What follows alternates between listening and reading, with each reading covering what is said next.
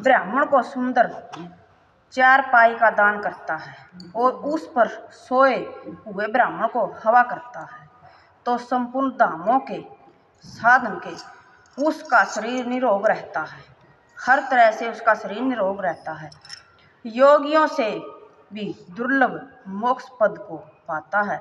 चाहे किससे आए भी उसने पाप कर रखा हो, अगर वैशाख मास में चारपाई दान करता है और उसकी चारपाई का बिस्तर बटला करता है, उसका हवा पंखा करता है, तो सोचो उसने सारे तीर्थ धाम सारे देवी देवताओं का वो मिल गया, आशीर्वाद मिल गया।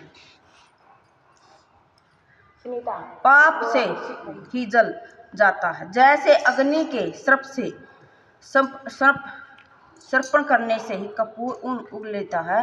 ब्राह्मण के सोने से जीवन पर के जाने व अनजाने पाप विनाश हो जाते हैं। जैसे कि अग्नि क्या इन्हें स्पर्श कर लेती है, सब कुछ जल गया है।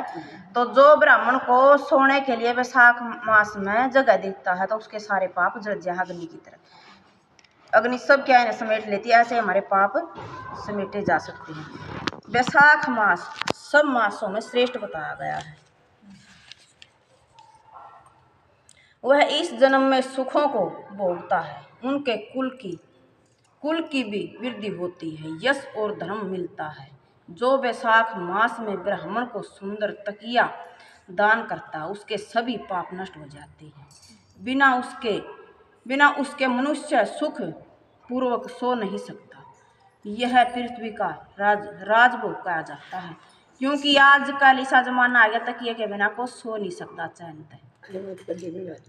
तो इस करके कहते हैं ये राज बिस्तर बोलिया जा जो तकिया दान करा उसने।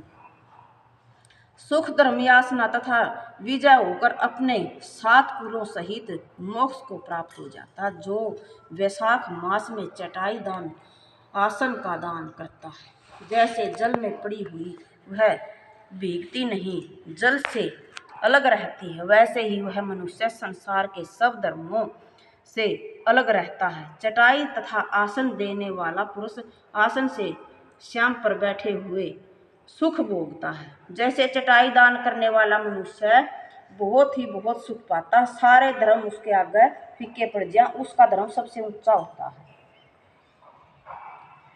श्याम पर बैठते हैं सुख भोगता है, जैसे कुमकुम का दान करता है, वह सौभाग्य राजा होता है। जो जल से भीगी हुई चप्पल तथा कुश का दान करता है, वह सब पापों से दूर होकर सर्व सुखी देवताओं की सहायता से मोक्ष को प्राप्त होता है। जो मेष संक्रांति में केत की मलिक का दान करता है, जो सुपारी सुगंधित द्रव्य तथा नारियल का दान करता है, वह 7 जन्म तक ब्राह्मण के घर जन्म लेकर 7 कुलों सहित विष्णु को प्राप्त हो जाता है।